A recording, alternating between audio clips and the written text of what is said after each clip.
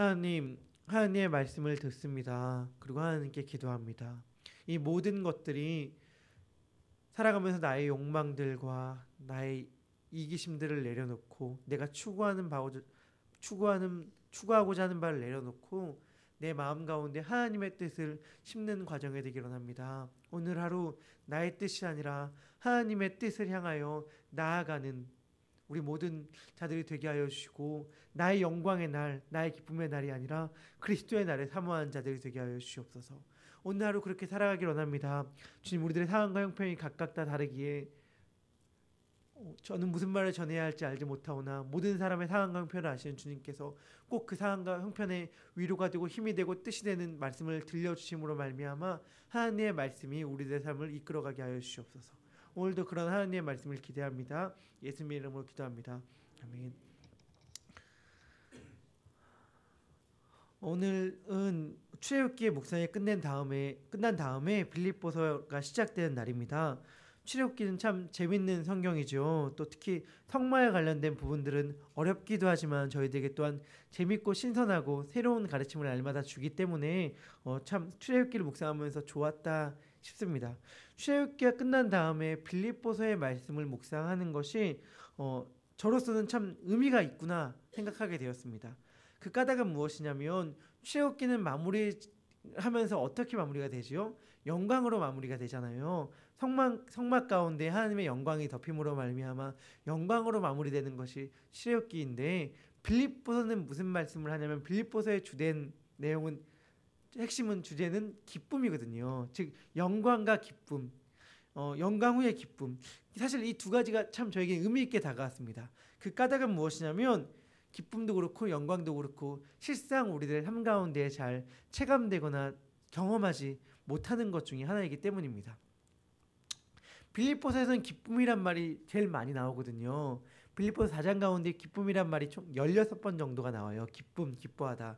그 다음으로 나온 단어가 그리스도인데 빌립보서는 기쁨이라는 것을 매우 강조하는 성경입니다. 그런데 우리들에게 누가 만약에 너희들 기쁜가? 라고 묻는다면 정말 우리들이 기쁩니다. 난 너무나도 행복하고 기쁩니다. 라고 말할 수 있는 분이 몇 분이나 계실지 모르겠어요. 사실은 저는 막 누가 기쁘냐라고 물어봤을 때 네 기쁩니다라고 대답을 자신 있게 못하는 경우들이 더 많거든요. 못할 때가 더 많고요. 그렇다면 우리들이 만약에 그러한 질문을 두고 우리들이 기쁩니까? 라는 질문 앞에서 네 정말 기쁩니다 라고 대답하지 못한다면 그 까닭은 무엇이며 바울의 편지를 받는 빌립보의 교인들이 네 기쁩니다 라고 대답한다면 그 까닭은 무엇일지를 우리가 한번 살펴보았으면 좋겠습니다. 그것은 아무래도 무엇에 의해서 그러니까 기쁨의 원인과 이유가 우리들과 바울과 그리고 빌립보의 교인들과 달라서일 텐데 우리들의 기쁨의 원인과 이유는 무엇이며 바울과 빌립보 교인들의 기쁨의 원인과 이유들은 무엇인지 살펴보았으면 좋겠습니다. 그런데 그것들을 생각하기에 앞서 기쁨이라는 말을 들었을 때 기뻐해라 라는 말은 좀 어색하다는 걸 알 수 있습니다. 힘들고 지치는 상황 가운데서 힘내라, 기운내라 라는 말은 어느 정도 이해가 됩니다. 물론 그 말이 누군가에겐 전혀 위로로 다가오지 않는다 하더라도 그 말 자체를 이해하면 어렵지 않습니다. 내가 힘드니까 지치니까 힘을 내라라고 이야기하는 것 마음으로 위로는 안 돼도 이해는 됩니다만 누군가가 내가 힘들고 지친 상황 가운데 기뻐해라 라는 말을 한다면 그것은 이해가 되지 않을 것입니다. 이건 약간 좀 기쁨은 감정적 요소인 것 같은데 기뻐해라 라고 말하는 것은 이해가 좀 안 되잖아요. 그렇다면 바울과 빌립보의 상황은 어때야 했을까요? 무슨 말이냐면 기쁨이라는 말, 힘내라는 말이 아니라 기쁨이라는 말을 할 만한 상황이었는가를 살펴볼 필요가 있습니다. 빌립보서는 바울이 흔히 옥중, 감옥 가운데 썼다고 하는 5개의 편지 중에 하나입니다. 바울이 감옥 가운데 썼다고 하는 편지가 5건이 있어요. 에베소서, 빌립보, 골로새, 빌레몬서, 디모데후서 이렇게 5건이 있는데 그 중에 특별히 디모데후서는 디모데전서와 디도서와 더불어 목회서신이라 부르고 에베소, 빌립보, 골로새, 빌레몬서 같은 경우는 옥중서신이라고 부릅니다. 바울이 감옥 가운데서 썼기 때문이죠. 바울이 감옥 가운데 있는 상황이 어떠하였습니까? 감옥에 있는 상황이라고 해서 힘들었을 것이다 라고 생각할 수도 있지만 물론 맞습니다만 또 바울을 기다리고 있는 것은 무엇이냐면 지금 어떠한 재판과 재판 결과를 기다리고 있는데 이 결과에 따라서 바울이 어떻게 될 위험에 처했냐면 죽을 위험에 처해 있었어요. 즉 바울은 자신이 사형 언도를 받을지도 모르는 상황 가운데 감옥에 갇혀 있는 것입니다. 단순히 그냥 구류되거나 억류되어 있는 상황, 그냥 잠시 후에 풀려날 수 있는 상황에 놓여 있는 것이 아니란 말입니다. 그렇다면 바울이 그래서 내가 어떤 상황이 나 앞에 펼쳐질지 알지 못한다라고 이야기하거든요. 죽음이 나를 기다릴 수도 있다. 근데 바울은 개인적으로는요 그런 믿음을 가지고 있었어요. 어떤 믿음을 가지고 있었냐면 내가 죽어도 상관없다. 죽어도 상관없다. 아니 죽는 게 더 낫다. 빌립보서에서 고백하거든요. 뭐라고 얘기하냐면 내가 죽는 것이 더 내가 마음에 원하는 바이지만 내가 살아서 너희들과 함께 지내고 너희들에게 그리스도의 말씀을 전하여 주고 너희들을 양육하는 게 너희들에게 더 유익할 것 같아서 이 두 마음 사이에 내가 끼어서 어떻게 할지 모르겠다. 즉 내 마음 같아서는 그리스도 곁으로 가고 싶은데 내가 있는 게 너희들에게 더 유익이기 때문에 내가 이 둘 사이에 놓여 있다라고 이야기를 하는 상황이 지금 바울의 상황입니다. 또 밖에서는 지금 어떠냐면 누군가가 이제 앞으로 빌립보서를 쭉 묵상하면서 나올 말씀인데 특별히 내일의 말씀인데 누군가는 바울이 매였다, 감옥에 갇혔다는 말을 듣고 신나서 복음을 막 전파하는 거예요. 왜 복음을 전파하냐면 이제 교회가 막 세워지고 있는 상황 아닙니까? 그 상황 가운데서 슬프지만 교회 내에서도 기독교 내에서도 누가 더 힘을 가지는가, 누가 더 이 상황 가운데서 높은 자리를 차지하는가, 누가 더 영향력을 많이 발휘하는가에 대한 싸움이 있었단 말이에요. 그런데 그 가운데서 사람들이 볼 때에 가장 힘이 있고 이제 세워져 나가는 기독교 세계 가운데 가장 이렇게 높은 자리와 힘이 있다고 생각하는 바울이라는 사람이 감옥에 갇혔으니 이 기회를 틈타서 내가 좀 이제 힘을 발휘해 봐야겠다. 이제 내가 좀 기독교 세계 가운데 교회 세계 가운데에서 내가 좀 영향력을 발휘해야겠다라고 생각하는 사람들이 있었어요. 그래서 그 사람들이 열심히 복음을 전파합니다. 열심히. 근데 그 사람들이 복음을 전파하는 까닭은 무엇이냐면 그리스도를 향한 순전한 마음이 아니라 자기의 힘을 좀 더 키우기 위해서, 자기가 좀 더 영향력을 발휘하기 위해서 복음을 막 전파하는 거예요. 그 소식을 감옥에 있는 바울이 들었을 때 얼마나 마음이 속상했겠습니까? 그런데 바울이 그 상황 가운데서 바울이 놓여 있는 상황이 그러한 상황 가운데 있습니다. 즉 자신은 매여 있고요. 자신이 밖에서 전해야 될 복음, 자신이 몸담고 있는 기독교 세계는 그러한 안 좋은 모습들이 펼쳐져 나가고 있는 상황이었습니다. 바울의 상황은 이런 상황이었는데 바울의 편지를 받는 빌립보 교인들의 상황은 어떠하였는지를 또 살펴볼 필요가 있습니다. 빌립보는 어떠한 도시였냐면요. 여러분들 빌립보에 세워진 교회가 빌립보 교회 아닙니까? 빌립보는 어떠한 도시냐면 쉽게 생각하면 군인들의 도시다라고 생각하면 될 것 같아요. 군인들의 도시다. 빌립보라는 도시는 우리가 흔히 아는 알렉산더 왕의 아버지 빌립보 2세가 만든 도시였어요. 빌립보 2세가 만든 도시였는데 그 도시가 로마에 의해 점령을 당합니다. 그래서 로마 제국의 일부로 편입이 되었어요. 그런데 그 가운데 예수님이 태어나기 40년 정도 전에 싸움이 일어납니다. 카이사르와 브루투스의 군대와 안토니우스와 옥타비아누스라는 군대, 쉽게 말하면 두 세력, 기존의 권력을 갖고 있던 사람과 새로운 권력을 잡으려고 하는 사람 사이에 전쟁이 일어납니다. 전쟁 가운데 새롭게 권력을 잡으려던 사람이 승리했거든요. 그래서 승리한 사람이 자신이 전쟁에서 승리를 끼친 공로를 세웠던 군인들을 정주시켰던, 군인들에게 너희들 이 도시에 살아 라고 했던 동네가 빌립보였어요. 그러니까 그 도시에 살라고 한 다음에 자신들이 권력을 잡는 데 많은 도움을 줬잖아요. 그래서 그 도시를 매우 많은 혜택을 베풀어줬습니다. 그 도시에 사는 군인들에게. 그러니까 빌립보에 사는 사람들은요, 대다수가 군인들의 가족들이었고 많은 혜택을 입었습니다. 그런데 또 한 번 전쟁이 일어나요. 새로운 세력을 잡은 그 세력끼리 또 싸운 거예요.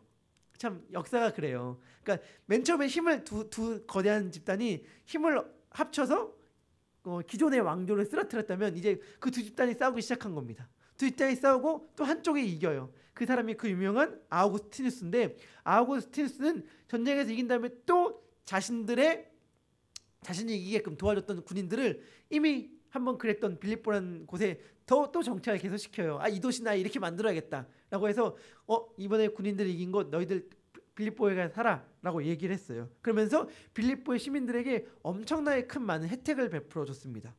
로마와 같은 법적, 행정적 체계를 그곳 가운데 갖추었고요. 그곳 가운데 사는 모든 사람들은요, 로마 시민들이 받았던 로마 법의 적용을 받게 했어요.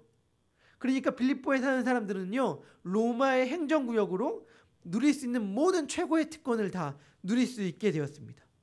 그래서 빌립보의 별명은 소로마라고 불릴 정도였어요. 그 말을 다시 이해하면 이거예요. 빌립보 사람들의 로마에 대한 충성이 각별했다는 것입니다. 빌립보에 사는 사람들은요, 로마를 너무 사랑했어요. 그리고 로마의 황제를 너무 사랑했습니다. 그 까닭은 무엇이냐면 우리들에게 이렇게 좋은 혜택을 줬기 때문이에요. 와, 우리들에게 이렇게 큰 혜택을 준 로마의 황제를 찬양합니다. 우리들을 이렇게 잘 살게 도와준 로마의 황제를 제가 사랑합니다. 라고 하면서 빌립보에 사는 사람들은 로마와 로마의 황제에 대한 충성이 매우 각별했는데 그게 문제였습니다. 그 까닭은 무엇이냐면 바울이 이제 가서 복음을 전파하지 않습니까? 바울이 유럽에 들어가서 처음으로 복음을 전했던 곳, 처음으로 교회가 세워지는 것이 빌립보였어요. 사도행전 16장을 보면 빌립보에 어떻게 교회가 세워졌는지를 알 수 있거든요. 바울이 거기 가서 복음을 딱 전하려고 하는데 바울의 평소 스타일이 먹히질 않습니다. 바울의 평소의 스타일은 뭐냐면 유대인들이 거주하는 회당에 딱 들어가요. 회당에 딱 들어가서 이미 구약의 율법들을 알고 있는 유대인들을 대상으로 하나님의 말씀을 전하거든요. 그들은 하나님의 말씀을 알고 있으니까. 그런데 회당이 구성되기 위해선 최소 유대인 성인 남자 10명이 필요했습니다. 그런데 아마 빌립보에는 유대인 성인 남자 10명이 없었나 봐요. 그래서 회당이 없었어요. 그래서 바울이 회당이 없으니까 강가에 나가서 하나님의 복음을 전하려고 하다가 만난 사람이 루디아. 두아디아라 성의 자주장사 루디아를 만나서 복음을 전하게 되고요. 그리고 바울이 억울하게 감옥에 갇히기도 하고 그러다가 교회가 세워진 것이 빌립보였는데 중요한 것은 무엇이냐면 빌립보 가운데 선포되어진 복음의 내용이에요. 바울이 그 가운데 복음을 뭐라고 전했냐면요. 예수가 주인이시다 라고 전한 거예요. 주라는 단어, 퀴리오스란 단어는 당시엔 로마 황제에게만 쓰인 단어였거든요. 즉 바울이 전했던 복음의 내용을 사람들은 어떻게 받아들였냐면 로마의 황제 이외에 또 다른 황제가 있다. 근데 그 황제가 진짜 황제다. 그러니 그를 받들어야 된다. 라는 말로 들었습니다. 실상 의미적으로 보면 틀린 말은 또 아닐 수 있어요. 중요한 것은 무엇이냐면 빌립보 사는 사람들은 로마의 황제에 대한 충성이 각별한데 그러한 복음을 들었다는 거예요. 즉 그 말을 듣고 따르는 사람도 있었지만 그 말을 듣고 반감을 가진 사람들이 더 많았다는 것입니다. 반감을 가진 사람들은요, 그 말을 듣고 따랐던 그리스도인들에 대해서 불만을 표출하기 시작했고요. 그들을 미워하기 시작했습니다. 왜냐하면 우리들이 너무 좋아하는 왜 황제 왜 다른 황제를 섬기려고 하냐 이거예요. 그리고 고요하게 황제의 은총으로 평안하게 살고 있는 이 도시를 왜 시끄럽게 하냐. 그렇기 때문에 빌립보 사람들은 빌립보에서 그리스도를 믿는 사람들을 매우 박해하고 미워하기 시작했습니다. 그리고 실제적으로 그들에게 피해를 주기 시작했어요. 그래서 빌립보에 사는 그리스도인들은요, 자신이 그리스도인이라는 것을 밝히면 세금이나 상거래 등에서 손해를 입게 되었습니다. 즉 실제적인 피해가 그들에게 다가왔어요. 또한 그러니까 빌립보의 교인들의 상황을 생각해 보는 거예요. 또한 바울이 편지를 썼을 때에 빌립보 교인들의 상황은 좋지 않았습니다. 가난, 흉년들이 함께 또 덮친 상황이었어요. 고린도후서 8장 1, 2절은 이렇게 얘기합니다. 형제들아, 하나님께서 마게도냐의 교회들에게 주신 은혜를 우리가 너희에게 알리노니, 바울이 고린도 교회에 편지를 쓰는 거예요. 마게도니아 교회들은 빌립보 교회를 말하는 것입니다. 환난의 많은 시련 가운데에서 그들이 넘치는 기쁨과 극심한 가난이 그들의 풍성한 연보를 넘치도록 하게 하였느니라. 이렇게 얘기를 해요. 즉 그들이 연보를 풍성히 했는데 그들이 연보를 풍성히 한 까닭이 무엇이었냐면 그들이 돈이 많아서, 그들이 많은 걸 누리고 있어서가 아니라 뭐라고 얘기하죠? 많은 환난과 시련 가운데에서 그들이 넘치는 기쁨과 극심한 가난이 그들로 하여금 풍성한 연보를 넘치도록 하는데 가능하게 했다라고 이야기를 하는 거예요. 즉 빌립보 교인들의 상황이 어떠했냐면 많은 환난이 있었고 극심한 가난이 있었다는 것입니다. 그런데 많은 환난과 극심한 가난도 빌립보의 교인들 마음 가운데 있는 이것을 빼앗지 못했는데 그것이 무엇이었냐면 넘치는 기쁨이었다는 거예요. 빌립보 교회의 핵심은요, 특징은 기쁨이었습니다. 그렇다면 어떻게 이 기쁨이 가능했을까? 살펴보았지만 바울과 빌립보의 교인들은요, 전혀 기뻐할 만한 상황이 아니었습니다.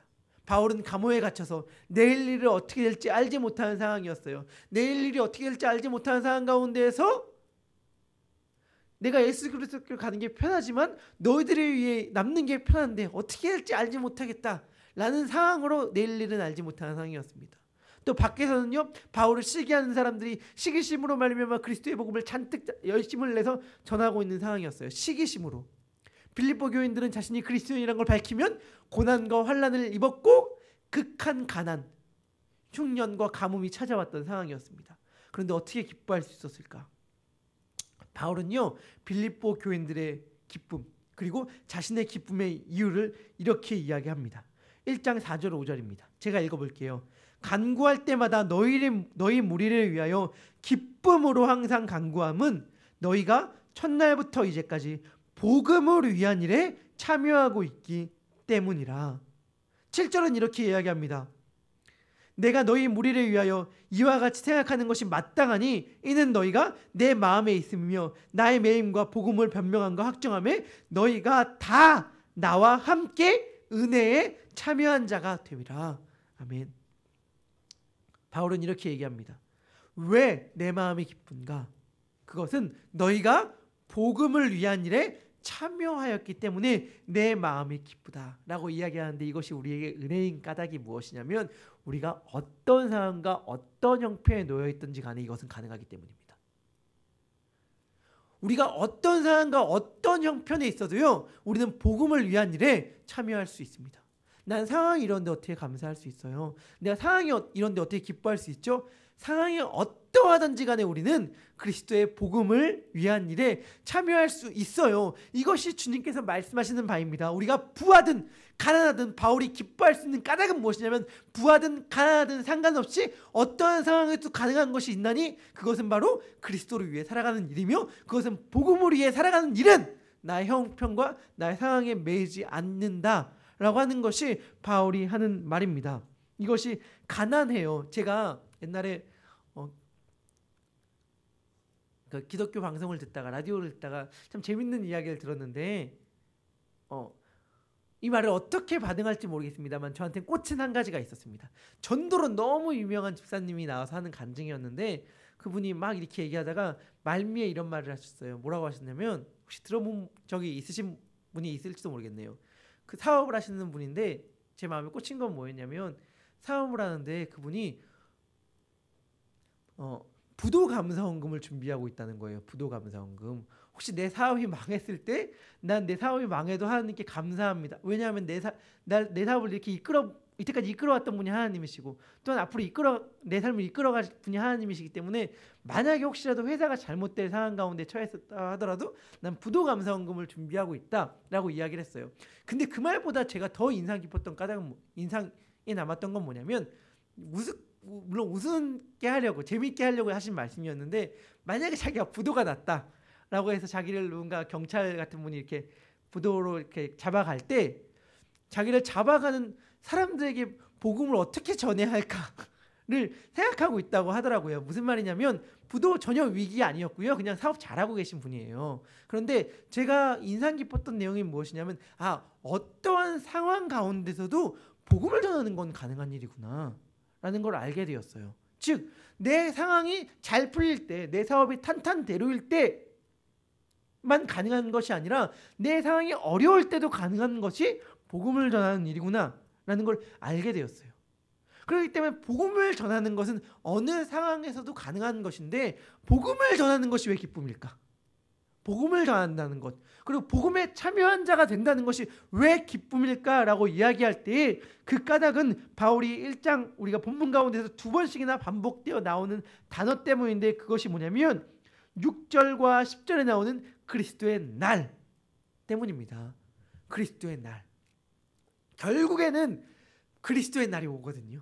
그리스도의 날이 와서 우리들의 모든 눈물과 슬픔과 아픔들을 위로해주고 우리들이 이 땅에서 당했던 모든 힘든 상황들을 위로해줄 그날이 오거든요. 그날에 오기 때문에 그날을 바라볼 때 기뻐할 수 있다는 거예요. 근데 그날을 바라볼 때 기뻐할 수 있는 자들은 누구입니까? 복음에 참여한 자들. 복음에 참여한 자들.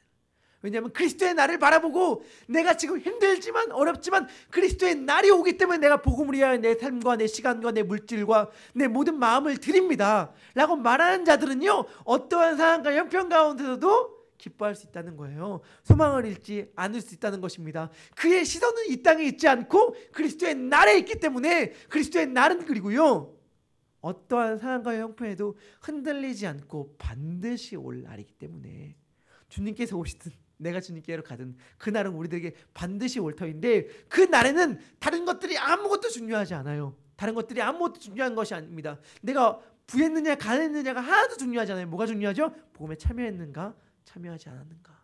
복음에 참여했는가 참여하지 않았는가. 그게 중요합니다. 그것만 중요합니다. 그리스도에게 참여했는가, 그리스도 함께하였는가 함께하지 않았는가, 그것만 중요하게 바울은 이야기하는 거예요. 나나 너나 힘든 거 다 안다. 솔직히 어떻게 안 힘들 수 있겠느냐? 내 생각도 이렇고 너 생각도 이렇다. 야, 우리 참 마찬가지구나. 어떻게 참. 그런데 참 감사하지 않냐?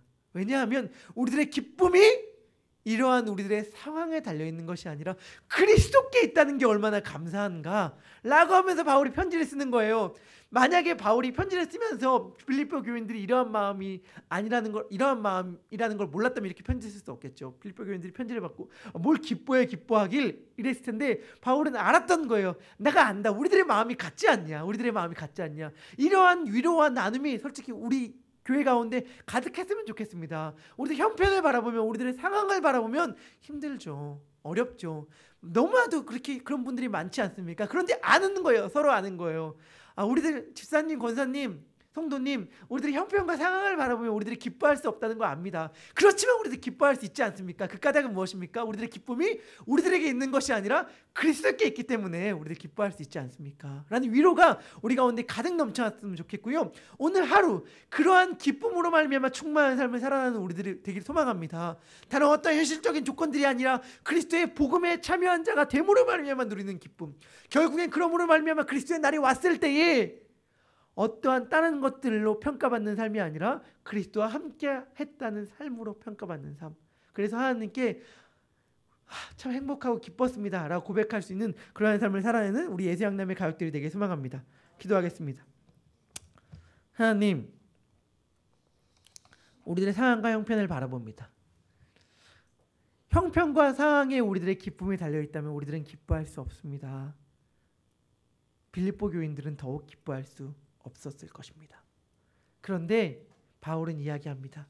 빌립보 교인들에게 넘치는 기쁨이 있었다. 넘치는 기쁨. 그들의 기쁨의 까닭이 무엇입니까? 바울은 이야기합니다. 극심한 가난, 많은 환난. 그런데 그 가운데서도 넘치는 기쁨으로 말미암아 많은 연보들을 할 수 있었다라고 이야기를 합니다. 하나님, 많은 연보를 할 수 있는 까닭은 무엇입니까? 우리가 주님께 많은 것을 드릴 수 있는 까닭은 무엇입니까? 그것은 우리들의 삶이 현실적 조건에 달려있는 것이 아니라 하나님께 달려있음을 알 때에 가능한 것임을 압니다. 우리들의 기쁨의 이유는 무엇입니까? 기쁠 수 있는 까닭은 무엇입니까? 현실적 상황과 조건들에 우리들의 기쁨이 달려있는 것이 아니라 변치 않으시는 그리스도께 우리들의 기쁨과 상황이 우리들의 기쁨이 달려있다는 걸 알기에 어떠한 상황과 형편 가운데서도 기뻐할 수 있는 자가 되길 소망합니다. 하나님, 복음을 전하는 자, 복음에 참여하는 자가 되길 소망합니다. 그러함으로 말미암아 하나님 보시기에, 그리고 우리가 느낄 때에 세상적 판단으로는 하나도 기쁠 이유가 없지만 복음에 참여한 자가 됨으로 말미암아 누리는 기쁨이 우리들 가운데 가득 넘쳐나길 소망합니다. 하나님께서 오늘 하루의 삶도 그렇게 이끌어가 주셨고, 그러한 삶을 살아감으로 말미암아 그러한 삶을 살아가는 자들끼리만 서로 아는 위로가 우리 예수양남 교회 가운데에, 성도들 가운데 가득가득 넘치게 하여 주시옵소서. 하나님께서 그렇게 우리들의 삶을 이끌어 주실 줄 믿고 감사드리며 이 모든 말씀을 살아계신 우리 구주 예수 그리스도의 이름으로 기도합니다. 아멘. 하늘에 계신 우리 아버지요,